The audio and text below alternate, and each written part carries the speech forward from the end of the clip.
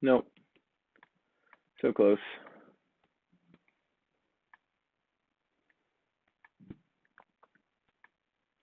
Question 8, basic formula for the price elasticity of demand is that the price elasticity of demand, draw that, going to equal the change in the quantity demanded, percent change in quantity demanded, I should add, percent change in quantity demanded over the percent change in price. Here I use the triangle delta to denote change, as is pretty common in economics. There are kind of 3 outcomes of elasticity. Elasticity, the absolute value of elasticity, I should say, should be, or can be greater than 1, can be equal to 1, or, yes, you guessed it, it can be less than 1. And when it's greater than 1, we can say that that good is elastic. The price elasticity of demand for that good is elastic. When it's equal to 1, we can say that the price elasticity of demand is unit elastic.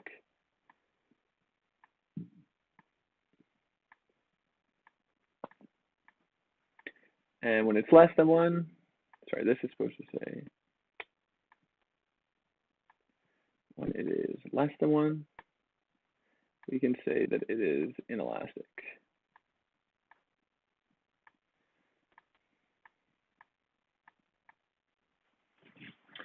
So if something is inelastic, it must be that the numerator is larger than the denominator. And what that means is that when there is a change in price, there is a large change in the quantity demanded for that good. So if something's elastic, you might think of luxuries or things you don't really need. So for example, the PS5 comes out, price of video games goes from like $80 to like $150. There's probably going to be a huge decrease in quantity demanded because it's a luxury. People don't need it, but they enjoy it.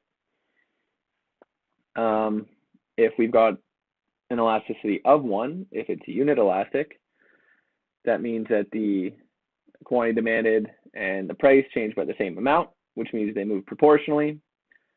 So the change in price has the same effect on the change in quantity demanded. They move linearly. I can't think of an example of anything of a good that actually works like that.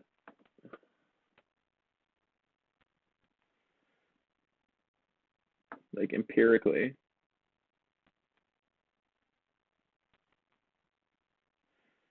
Nor does it look like they're listed anywhere, so maybe it's more of a concept than something that actually happens in practice. Fair enough.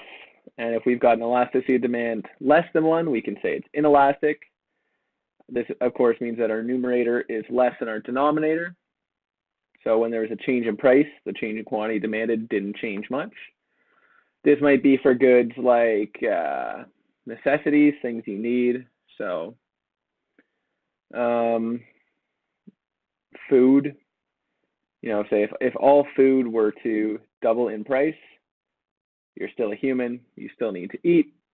Your quantity demanded for food wouldn't change all that much, even though it was costing you twice as much.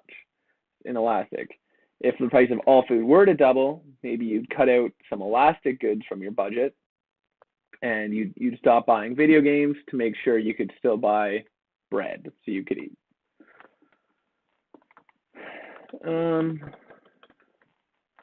Is there anything else I want to say so we can wrap it up here tonight?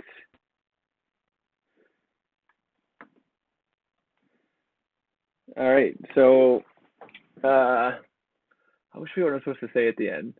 This has been Kevin from OneClass. Thank you for watching.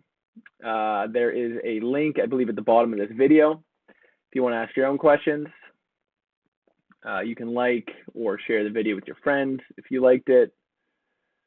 It's been Kevin from OneClass. Thank you for watching.